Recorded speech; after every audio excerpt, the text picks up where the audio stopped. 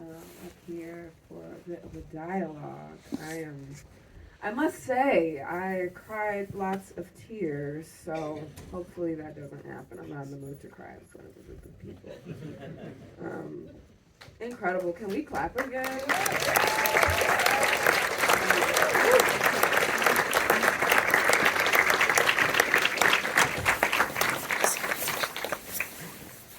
Thank you all.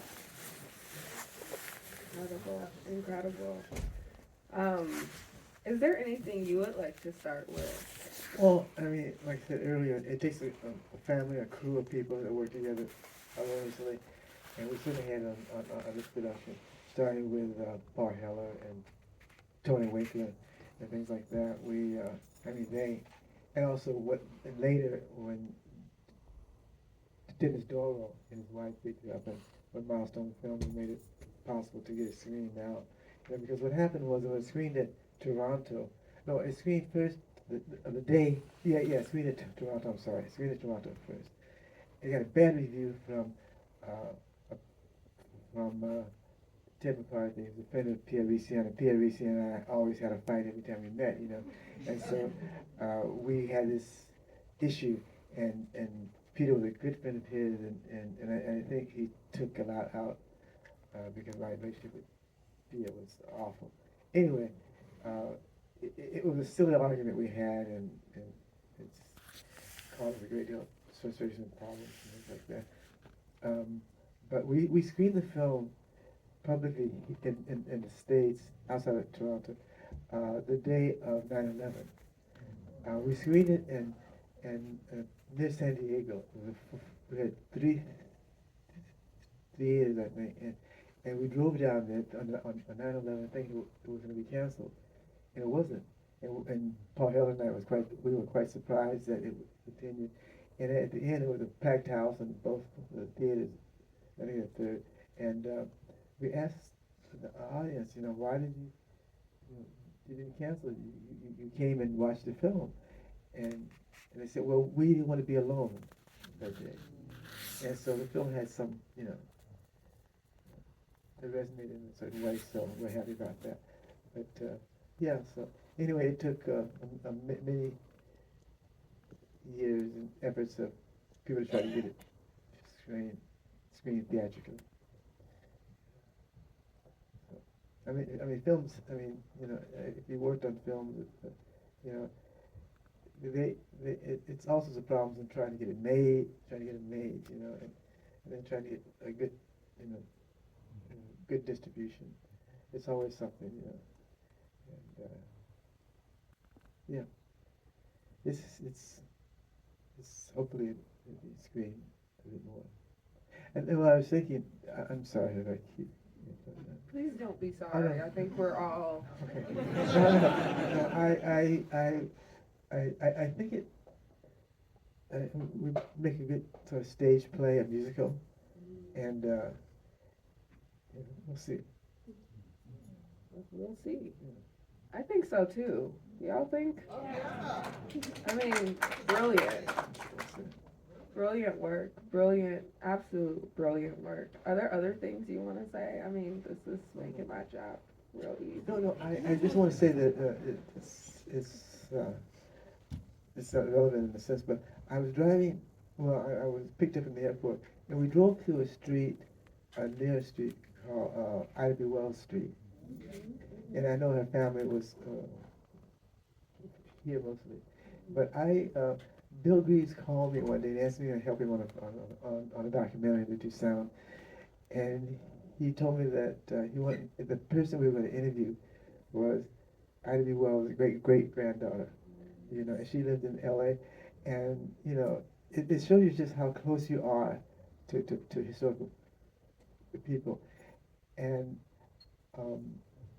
she when he gave me the address of her, I thought I'd go and scout the place and get familiar with it. And it turned out she lived right in back of me. All these years, right in the back of me. And I said, and the same thing. I want to do this. I want to do this film on the Croft family. How they stole away being husband and wife, and went to Philadelphia and then to England and opened schools in Africa and then back here. Well, I've been trying to do that for a while, and and I knew Peggy Priestley, who worked for um, Carol Money Lawrence up in San Francisco, and my relation with Carol Money Lawrence was very mystical in a certain way, and I say this because she was living in San Francisco, I was in L.A. I get the stowaway letter in the mail, like advertising for furniture, and stuck in between was a letter from Kilmer Lawrence to her gynecologist in San Francisco. And I looked at it, I said, no, this is how, and it's like a trillion to one or something like that. And anyway, so I called her up and said, I think I got your letter to your doctor. And I sent it to her, sure enough, it was hers. And but the other part to it is that Peggy Priestley worked for Kilmer Lawrence. And Peggy Priestley, uh, I've seen her a number of times, but never put two and two together because she's really fair skinned, red hair, blue eyes. And and so she was telling me about her when she moved down to L.A. about her daughter had met this producer who was trying to hit on her or something, and he was telling her that he was going to do this play, this movie based on the Clark family. And I said, well, that's the film I wanted to do. And Peggy said, well, that's my great grandparents. And so it's all around, whatever, and you just have to ask. Anyway, I'm sorry, I got on this so different track, but anyway. Yeah, I love that you use the word mystical. Um, Being a filmmaker, I've said this a couple of times during this festival run, feels so much like divining in a way. You certainly are an observer. We'll get to that. We'll get to that. You are a quiet man. I had lunch with him earlier, and this is my second time in conversation um, with Mr. Burnett. So I know this about him. And quiet people, I aim to be a quiet person. I'm a Scorpio moon, and I'm a Sag sun, so I'm just so chatty. And quiet people scare me because I'm like, what do you know about me? And you get characters like these from quiet folks. So you've said so much. My first question feels relevant. Um, you certainly invite audiences into a kind of ceremony with our own humanness that I think is the hallmark of cinema and the reason we come to feel less lonely. In ceremony with our humanness, which is our unwellness, our lightness, our darkness, all the things that we see across poinsettia and fish in their development as humans.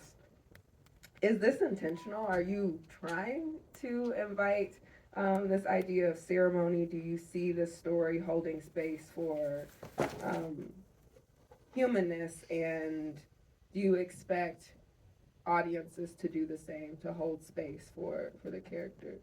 Well, you hope to engage the audience and take them to a place that's unique in a certain way and that they can experience. But I have to say, this was written by Tony Winkler, who was a Jamaican and a very interesting person. Uh, so he deserves a lot of credit for creating the characters and the movies and things like that, and where the film was going to go, and all the depth to it. It was his idea. A very strange person too. No, I mean, strange in a good way. Because he doesn't look like you would expect. He's a very quiet person, but you didn't imagine he had that depth of humor. And he was quite straight and very funny. Well, he deserves a lot of credit. Absolutely. Thank you for calling his name into space, and yeah, allowing us to consider his contribution. You spoke to humor, and I found myself. I'm sorry if I was convulsing next to you. It was like, It's okay. I mean, and I am totally poinsettia. Like the mirror, I'm like, whoa. Like there's so many moments of reflection. Um, yeah, I think I wonder how many of us in this room found ourselves encountering or having a longer encounter with folks that we find ourselves like crossing, sitting outside of a CVS or at a bus stop talking to themselves, right? I'm just so grateful for the opportunity to have gotten a chance to spend time with these beautiful stories, these spirits. Is truly a thing of embodiment. Like I'm watching um, incredible actors embody not just characters, right, but spirits that we've all crossed paths with. They feel so familiar. Um, Speaking of embodiment, I want to talk about jazz because at lunch today you spoke to um, your studentship of the form, and there's a lot of jazz in this film and in a lot of your films, potentially all of your films, and correct me if I'm wrong. Um, how has jazz, if it at all, shaped the way you approach film? Yeah, I'm gonna leave it there. Well, no, I mentioned earlier that I started playing the trumpet quite quite early, and in fact, everyone in my neighborhood played some instrument or something. That we all thought we were going to be in a band or something. And as I played the trumpet, I always looked at as uh, Louis Armstrong as one of my favorites, and then Miles Davis came later, and everyone thought they were going to be the Miles Davis or Louis Armstrong or something like that, And so, um, yeah, so I mean that was a good experience because uh, um, in blues, particularly blues, because I'm from Mississippi, and a lot of blues players from the Delta and places like that, and uh, and uh,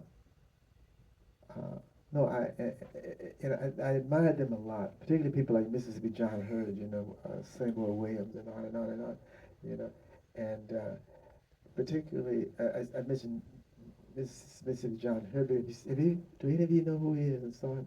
Okay, well, if you see these guys, I did a study of blues players in the South who um, were honored in France.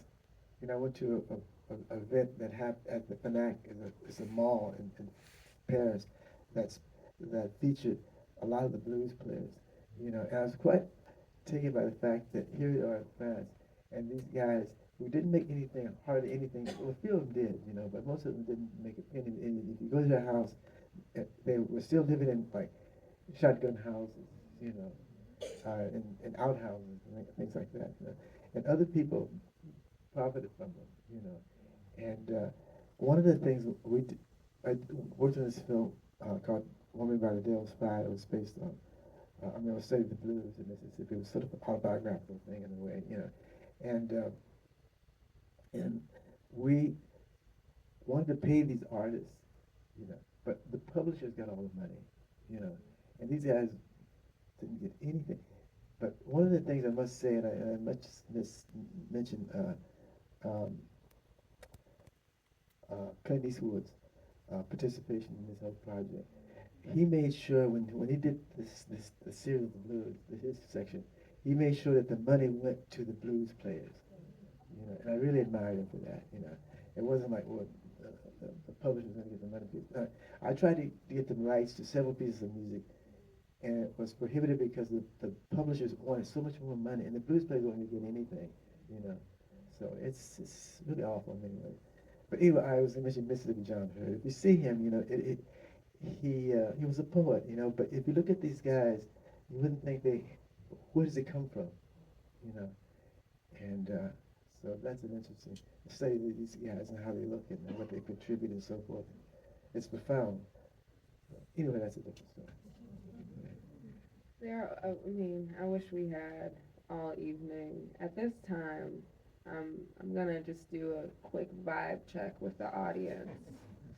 Who has questions? Raise them high, raise them high. Okay, all right. Hello, good evening. Thank you, Mr. Burnett. You probably don't remember, but I met you at Howard Film School like years ago with Haile Grima, Okay. my instructors. Hello. Hi, how you doing? So question I have after seeing this, and I've seen a lot of your work, for this film specifically, what was the original impetus of the idea, for this? What made you really want to make this story? Well, it was unusual for me, and it was a comedy. It was a humorous sort of story, and based on um, two people who were extraordinary in many ways, and outsiders. Uh, Yet still, they had deep emotions, and they were very clear on what they wanted, well, somewhat, and it's not like, you know, the love stories you see about a good-looking person, whatever it is, and they fall in love with us in a way, but these people had definite needs, and it would you can see where it can be very tragic at times, but yet still real, you know, and, uh, and so they had this sort of honest approach to life that I really admired, and there was a group of people at a certain age that you don't see a lot of times that represent human qualities and things, they're sort of overlooked and bypassed, and so that's one of the reasons I like the characters. And one of the good things about it is that it gave me a chance to work with really some wonderful people. Again, that I mean, when you work in this business, you work with all kinds of people, particularly actors sometimes. And I'm not down on actors, but sometimes they can make you, you don't want to make movies anymore. And I had that one experience. I said, you know, this is it, And but then again, you work with people that change change your whole attitude toward acting. Say, this is what it's supposed to be about. And we used that sounds like used, but um, Lynn Redgrave was going through some really horrible moments in her life, and uh, and she would leave her house and cry all the way to the set. And when she got to the set, she was in the character, and we really just really wonderful to work with, Same way with James Earl Jones and I was very lucky to get people who were into the art, into the craft. It wasn't into ego or anything like that, There wasn't very much money, but they really enjoyed working and you enjoyed working with them. And it makes it very easy for things to happen, to create.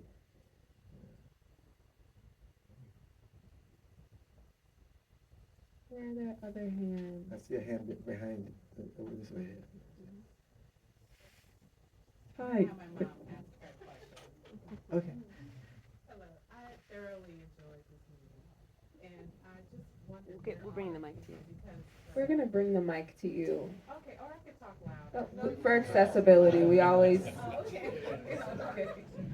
Thanks. I was saying I really enjoyed this movie for a variety of reasons, and you mentioned just the ageism is a thing, as well as many other isms out here. But mental illness definitely is real. It's something that's beautifully addressed here. So I'll make this quick too. One is what's next? Can you put this out, or do you have offers to put it out on like any of the streaming services or anything else like that? Yes, I'm sorry. We're working on that now, I think, and Dennis Doyle is really working hard and got to this point, and we finally look like we're going to get distribution, and so I think Criterion is also involved in it, and yeah, we're looking, keep our fingers crossed. Okay, and the last point is audio descriptions. Will you add that? Because I'm a proud volunteer with the Chicago Lighthouse for the Blind. I'm a reader on Chris Radio, and I love doing audio descriptions for people who are various stages of sight, Uh-huh. and need to hear kind of what's going on in the movie, as well as the actors who are portraying things and different things like that. So Yeah, that's a good idea. I didn't think of that.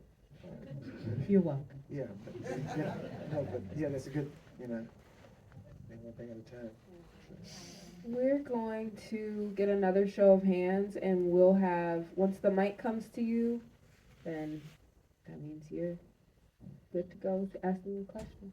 Thank you for this film. I had a question about the kind of personification of the demon. I thought it was so beautiful the way that you had us in the demon POV, and the shot kind of changed when we were in demon. view and the music changed. And the thing that really like interested me the most was the bush shaking. And I'm just wondering if you could talk a bit about your process of thinking about how to show this part of the film. Yes. Well, that was the thing we had to work on. And one of the things was we wanted to give a sense that this is his point of view, and that the whole bush was shaking and so forth, the shoes and the demons, was so to give you the illusion that it could be, you know, and so that's where that little touch comes in at. And, without it, I don't think the whole idea would work. It sort of adds to the fact that uh, he, but also the audience and poinsettia, you know, sees it from his point of view. Uh, It worked very well. I love that. Thank you. Thank you, Rebecca. Um, wow, I am so glad that I did not miss this film. And I guess the question I have, Charles, wow, all I can say is this is it's one of those films that is an everywhere, everybody, everyone film, and showing humanity and showing love, judgment, then love and acceptance. I'm curious as to what really stopped it from distribution in 2000. What do you think was the thing about it? Because it's funny as all heck. I mean, there was not a period throughout this that you didn't want to laugh or cry. It's the perfect film, and it needs to be out there. Well, two things. One, it's kind of touchy because it deals with people who have issues, mental issues, and sometimes people can take it the wrong way and think you're making fun of them, and it's not the case, you know. So I mean, I can see people getting a little concerned about that, you know, because people look at things so many different ways, you know, that you.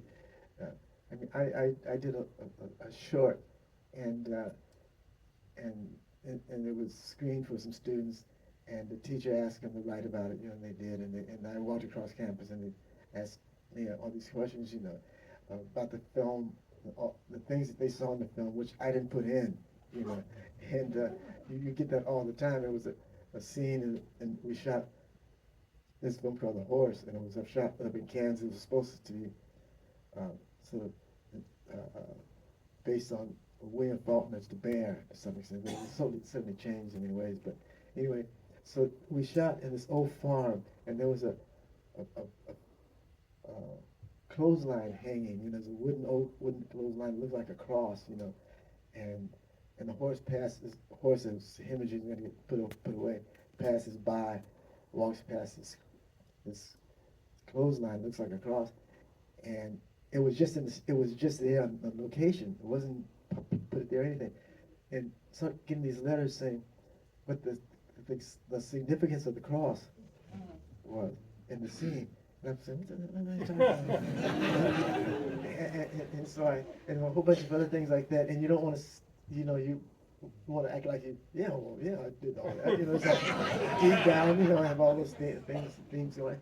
But I asked the teacher, his name is Tashomi Gabriel, a really wonderful person, and I said, but you know that's not what I intended. He said, his answer was, you don't own the film anymore. It's not yours. It's you know, and I've heard other people tell artists that, you know, it's not yours anymore. You know. And a friend of mine, Walter Gordon, his name is Jamal Fanaka, you may have heard about him. He was really a comic character, very brilliant guy. And he screened this film at UCLA, and someone said the same thing. It was maybe UCLA or the Arm and Hammer Theater, which is down the street from UCLA. And you know, he's very volatile, you know. And he was like, so this is my film. I'm not talking about your film, and I don't own it anymore. You know, he's just that kind of a. And he's from Mississippi too. but it was comical. Anyway, I'm sorry, y'all on these different things. Thank you so much for being here. Even if the film is not yours anymore, I'm wondering if there's any point where you see yourself the most. I'm sorry, he was pointing, I was looking at him and he was pointing over toward you. Oh, I'm sorry, yeah, I don't wanna keep saying I'm sorry, but anyway, yeah. Uh, Do I ever look at it, I'm sorry, would you repeat that? Yeah, no problem. So even if the film is not necessarily yours anymore, in which point do you see yourself the most in the film? Um, well, you know, uh, I look at it, I was involved in all of it, you know, and I don't look at it in those terms, like, it isn't yours, it's just that with this teacher had mentioned that several times, you know, and I don't really, I, I, I know that people interpret things where they want to, and several times I've been in a situation where they have, you know, and I don't argue with them because it's so subjective, you know, and so it means whatever. You hope that they find meaning into it, and meaning in your word gives that depth, you know.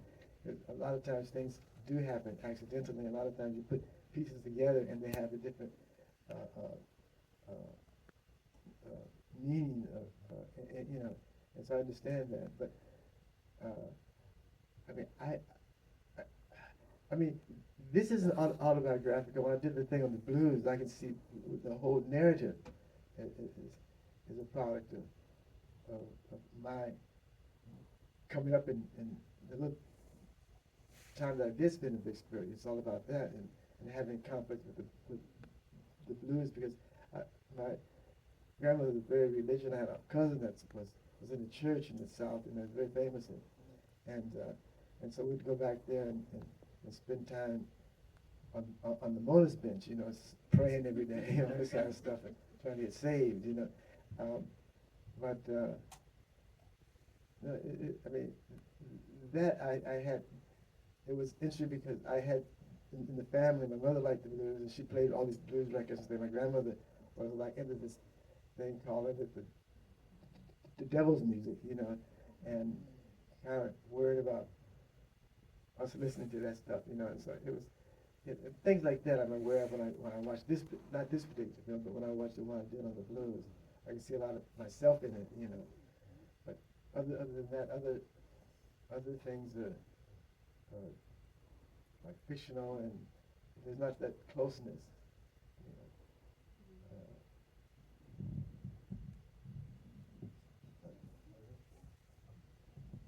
Hello. I'm sorry. Hi. I had a quick question. Oh yeah, I'm sorry. Yes. If you can stand, maybe? Yes, that helps. That would help. Thank you. Hi. Thank you so much for letting us enjoy this film tonight. I had a question about one of your earlier works, To Sleep with Anger.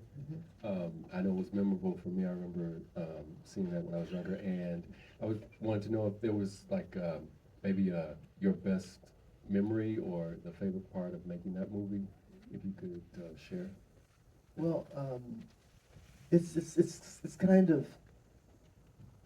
I mean, I don't come from a middle class family, but when I lived in the community, there was these, you know, there was this, you know, class struggle that was going on. You know, middle class black and poor, and working class and so forth, and well-to-do, and a lot of athletes and things, and so, you know, we used to.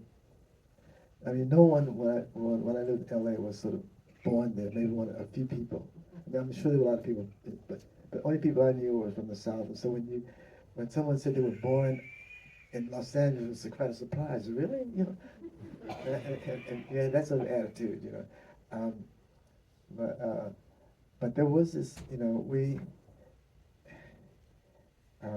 had this notion that we weren't from the country. You know, you know, you know, that was kind of like a